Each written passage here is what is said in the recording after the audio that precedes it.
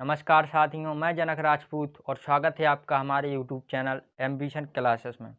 आज जैसा कि आप लोगों को जानकारी होगी, एसएससी जीडी ने अपने एप्लीकेशन फॉर्म रिलीज कर दिए हैं।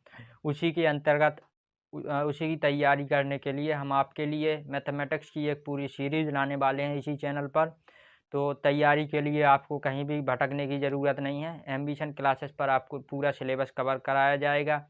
उसका जो प्रीवियस ईयर्स क्वेश्चन पेपर हैं एसएससी जीडी के, एसएससी सीजीएल वगैरह के, तो उनको भी सेपरेटली सिलेबस होने के बाद सॉल्व किया जाएगा। तो इसी के अंतर्गत जो अपना आज का पहला टॉपिक है, नंबर सिस्टम यानी संख्या पद्धति। तो संख्या पद्धति को हम डीपली समझेंगे, क्वेश्चन कहाँ से बनते हैं, उसमें कैसे कैसे क्वेश्चन बनते हैं, उसके कॉन्सेप्ट क्या हैं, अच्छे से समझेंगे। तो वीडियो को अच्छे से समझने के लिए लास्ट तक ज़रूर देखें। स्किप कर देंगे तो आप कॉन्सेप्ट को अच्छे से समझ नहीं पाएंगे। तो संख्या पद्धति में जो मोस्टली जो कॉमन सवाल बनते हैं वो एक आपकी शेषफल प्रमेय से बनते हैं। शेषफल प्रमेय, जिसको रिमाइंडर थ्योरम बोलते हैं। ठीक, रिमाइंडर थ्योरम। इसके अलावा जो आपके सवाल बनते हैं जो unit digit and tens place digit in सबसे बनते हैं, यानी इकाई का अंक क्या है, ऐसे पूछता ना क्वेश्चन में, इकाई का अंक और दहाई का अंक, ऐसे क्वेश्चन बनते हैं। इसके बाद जो और क्वेश्चन बनते हैं तो इसी में आ जाता है शून्यकों की संख्या निकालने के लिए। शून्यकों की संख्या, शून्यकों की संख्या यानी इसको अपन बोलते हैं नंबर ऑफ जीरोज।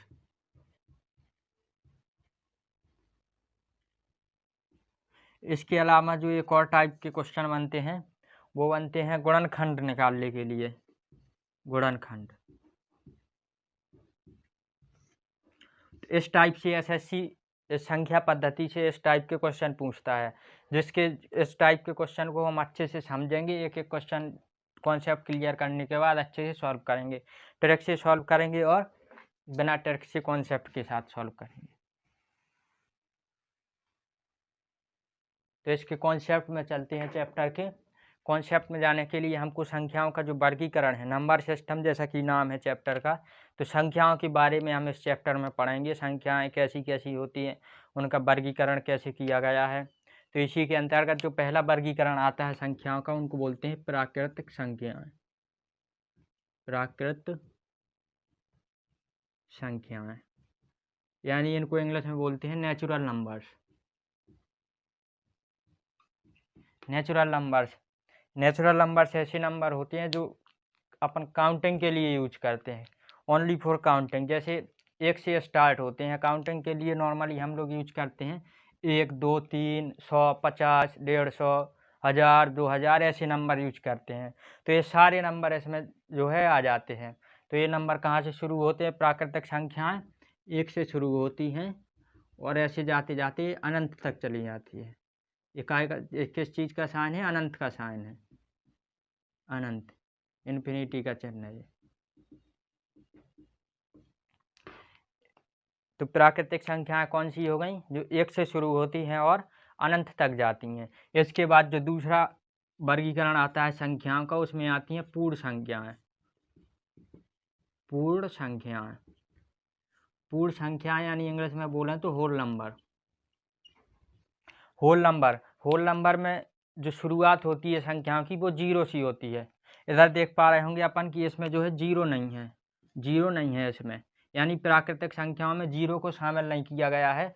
तो जो पूर्ण संख्याएं होती हैं उसमें जीरो शामिल हो जाता है, 0, 1, 2, 3, और इधर से जाते जाते ये भी अनंत तक पहुंच जाती हैं। ठीक, यानी पूर्ण संख्याओं में क्या आ गया? पूर्ण संख्याओं में खाली जीरो आ गया, बाकी की बाकी सभी प्राकृतिक संख्याएं। तो इधर से एक टाइप का जो क्वेश्चन बनता है एमसीक्यू टाइप का, ऐसे कभी कभी पूछ लिया जाता है कि भाई जो प्राकृतिक संख्याएं हैं यानी सभी प्राकृतिक संख्याएं क्या पूर्ण संख्याएं हैं क्या? ऐसा क्वेश्चन पूछ लिया जाता है कि सभी प्राकृतिक संख्याएं, चाहे वो जितनी भी हो, 1000, 2000, 1, 2, 3 अनंत तक जितनी भी प्राकृतिक संख्याएं, क्या सब पूर्ण संख्याएं हैं? तो साथियों इधर से जैसे अपन देखेंगे कि भाई प्राकृतिक संख्याओं की शुरुआत होती है 1 2 3 से लेके अनंत तक, और जो पूर्ण संख्याओं की शुरुआत होती है वो होती है 0 से।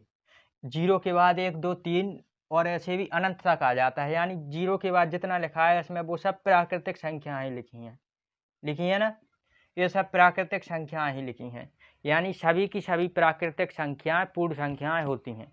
ठीक, अब ऐसे अगर पूछ ले कि क्या सभी पूर्ण संख्याएं प्राकृतिक संख्याएं होती हैं, तो नहीं होती, बिल्कुल भी नहीं होंगी। क्यों नहीं होंगी? क्योंकि इसमें जो है 0 आ जाता है, ना 0, और जबकि प्राकृतिक संख्या में क्या है, 0 नहीं है। इसके बाद जो अगला वर्गीकरण आता है संख्या का, उसमें आते हैं पूर्णांक। पूर्णांक यानी इंग्लिश में बोलते हैं इनको इंटीजर्स।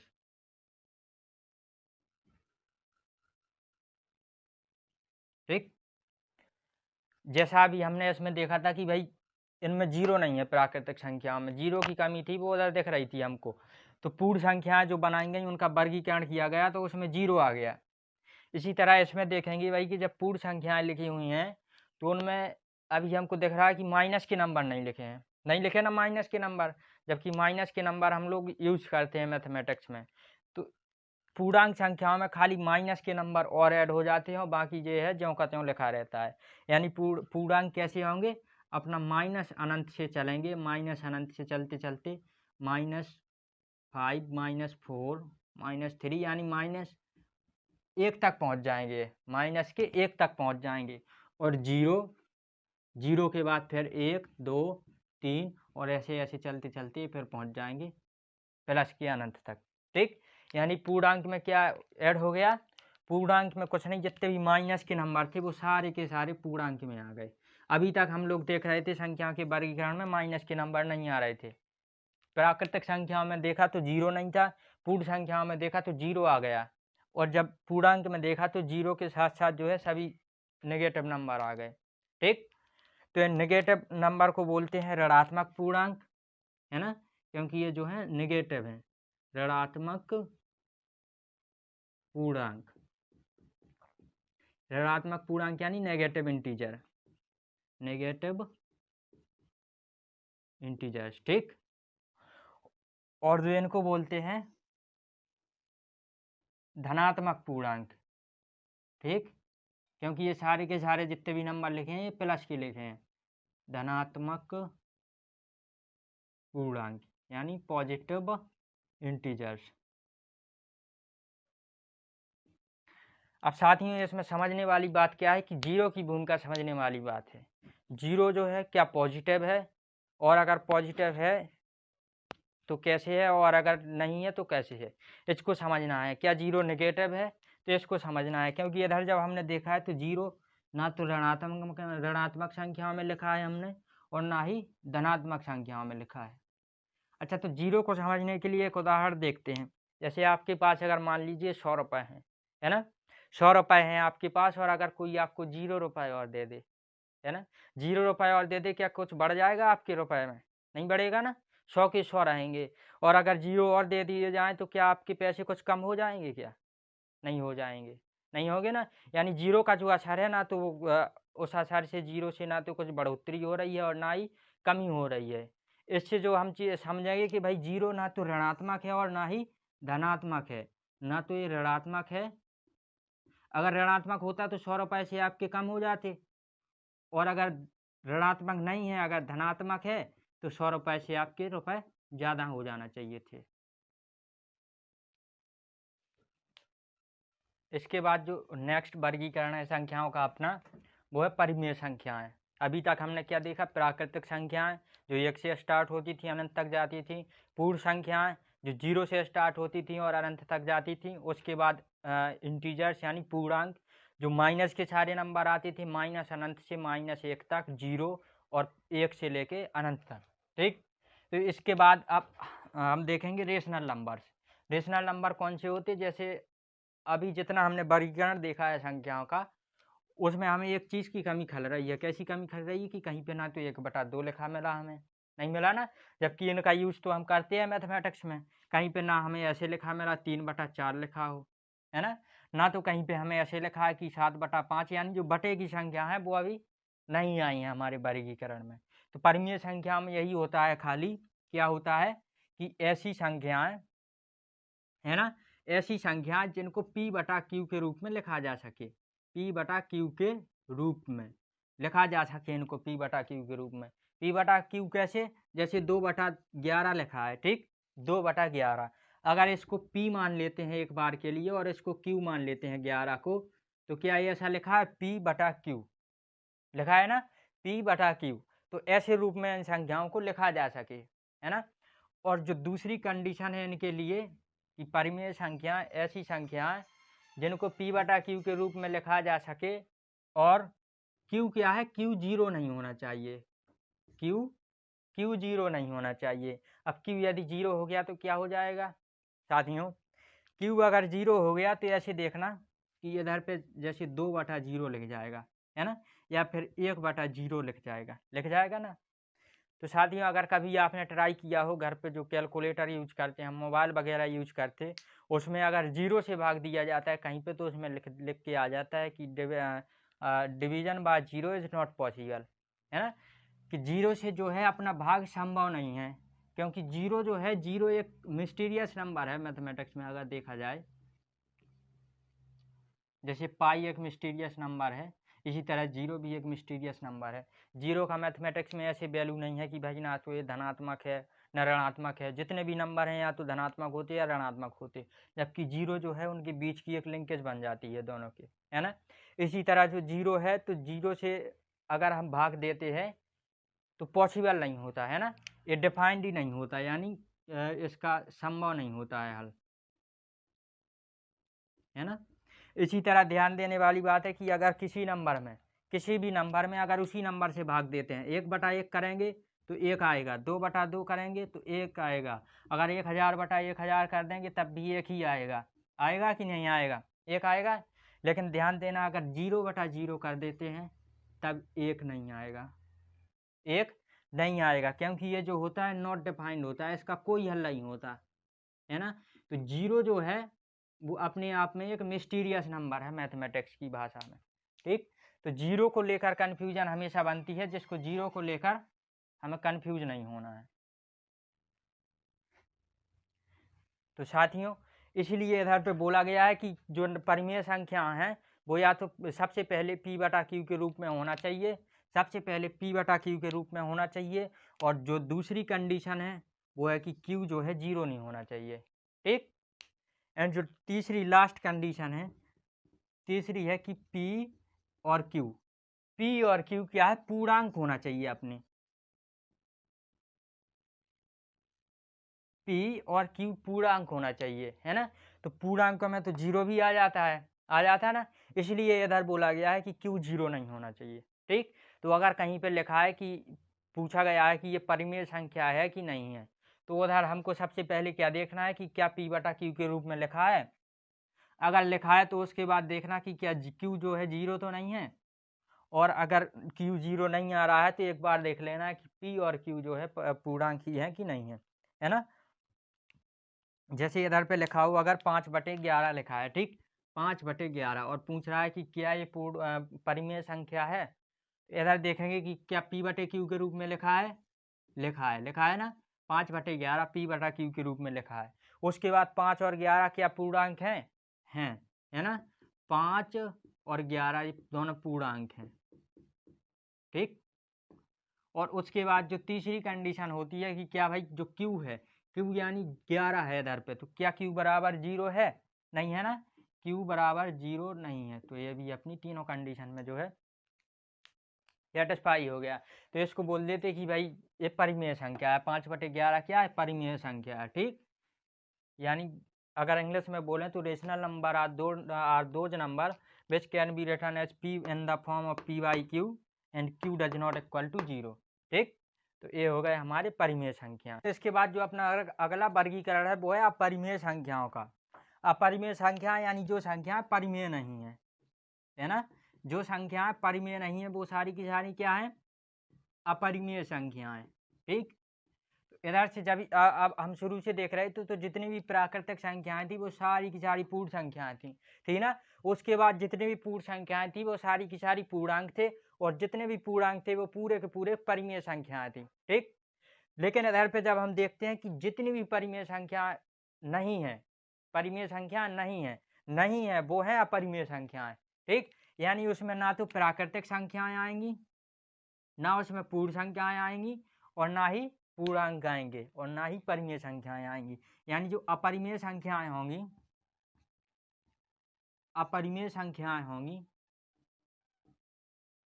अपरिमेय संख्याएं होंगी जो, तो उसमें ना तो प्राकृतिक संख्याएं आएंगी, प्राकृतिक संख्याएं भी नहीं आएंगी, ना उसमें पूर्ण संख्याएं आएंगी, और ना उसमें पूर्णांक आएंगे, ठीक, और ना उसमें परिमेय संख्याएं आएंगी, ठीक है।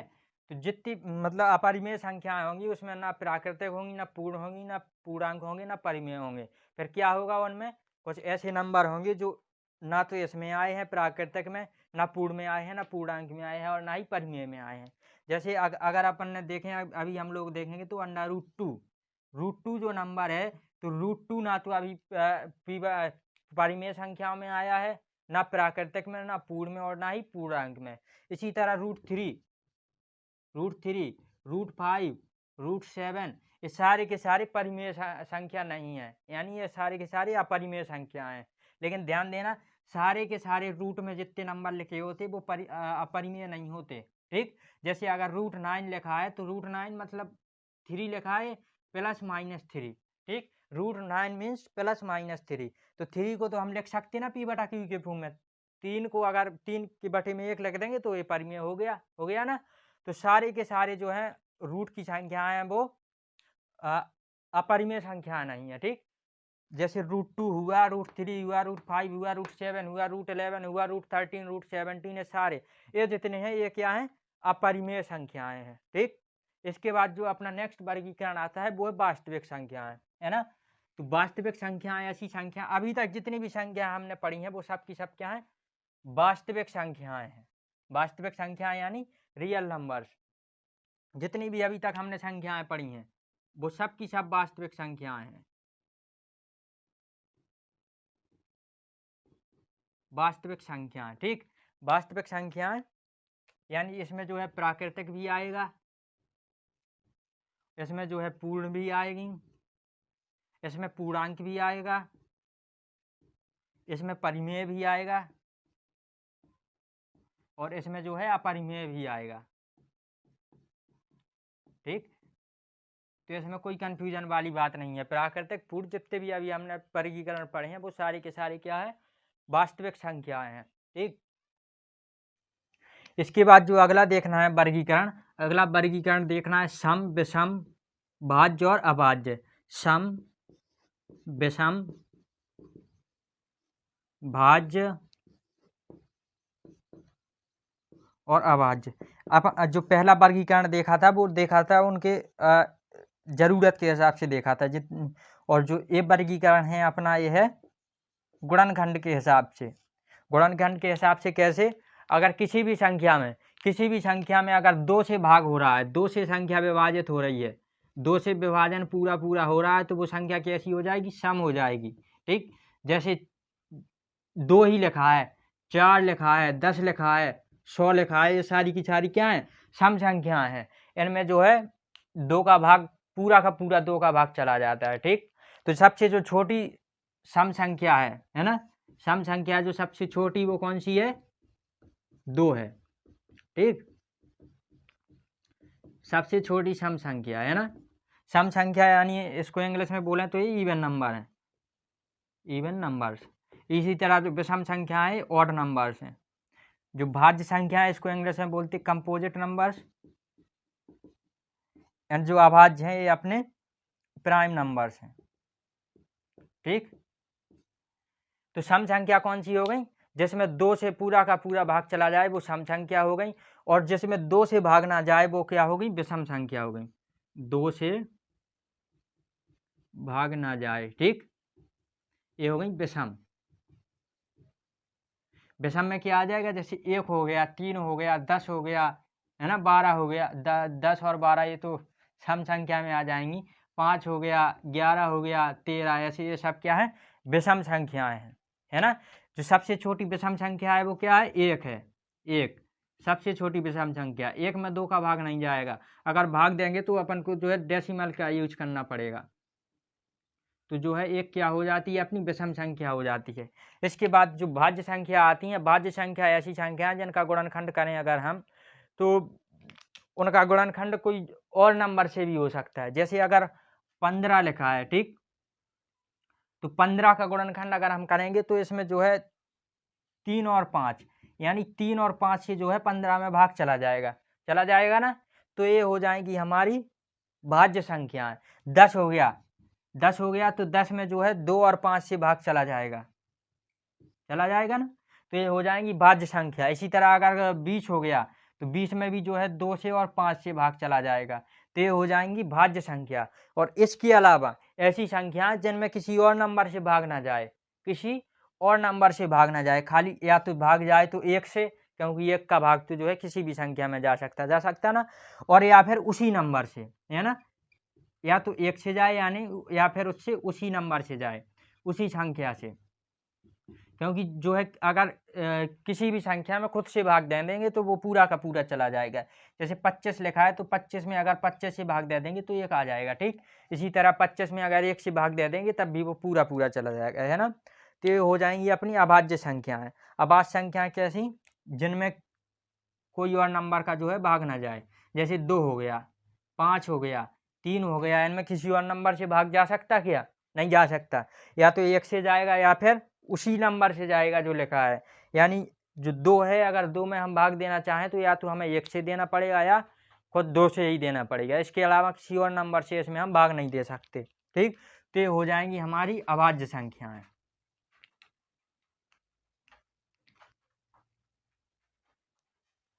साथियों अभी हमने देखा नंबर सिस्टम का जितना भी कॉन्सेप्चुअल पार्ट था, थ्योरी पार्ट था, वो हमने पूरा अच्छे से समझा।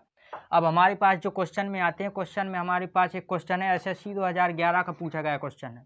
हम जो है अपने इस चैनल पे पूरे एसएससी के द्वारा पिछले 10 सालों में जितने भी क्वेश्चन पूछे गए हैं टॉपिक से रिलेटेड, पूरे के पूरे उठाकर स्टडी करेंगे आपसे। बिल्कुल हार्ड से हार्ड क्वेश्चन भी हम चुटकियों में सॉल्व कर पाएंगे। लेकिन उसके पहले हमें जो है इसको समझना होगा। ये थोड़ा सा पार्ट जो छूट सा जा रहा था, उसमें लिखा है कि जो सबसे छोटी सम संख्या है, सबसे छोटी सम संख्या 2 है। उसके बाद सबसे जो छोटी विषम संख्या है, तो इसको याद रखना है, सबसे छोटी विषम संख्या 1 है। उसके बाद जो सबसे छोटी भाज्य संख्या, भाज्य यानी जिसके जो है गुणनखंड हो सकते थे और किसी दूसरे नंबर से भाग जा सकता था, तो सबसे छोटी भाज्य संख्या है 4। और उसके बाद जो सबसे छोटी अभाज्य संख्या है वो है 2।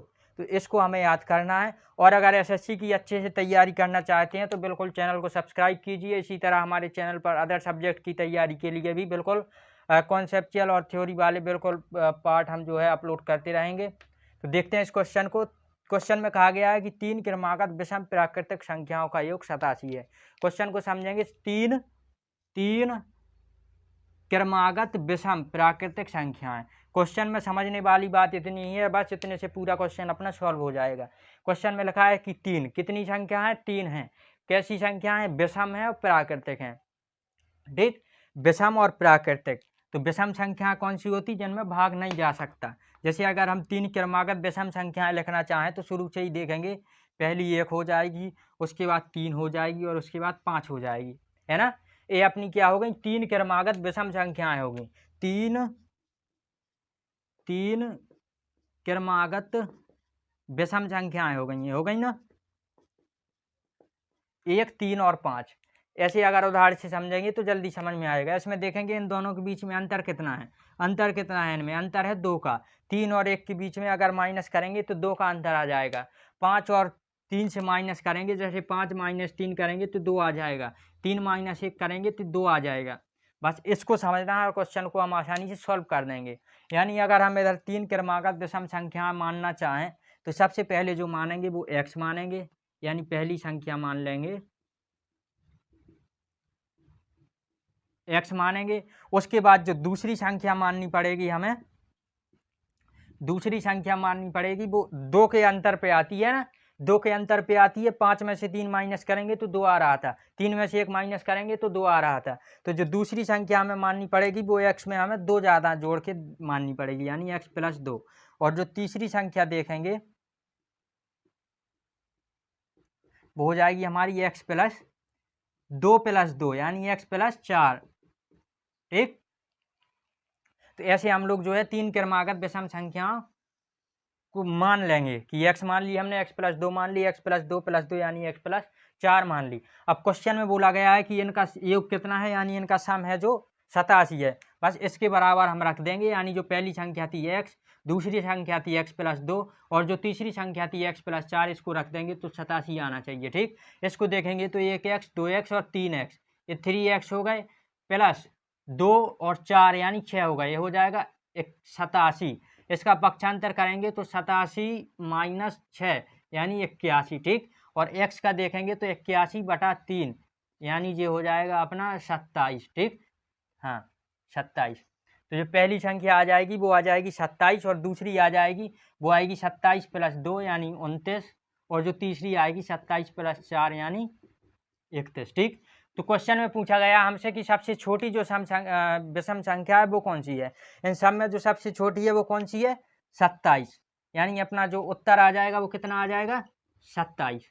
ऐसे हम लोग एसएससी के क्वेश्चन आसानी से सॉल्व कर लेंगे। अब देखते हैं अगला क्वेश्चन साथियों। इसके बाद हमारे पास जो है दूसरा क्वेश्चन है।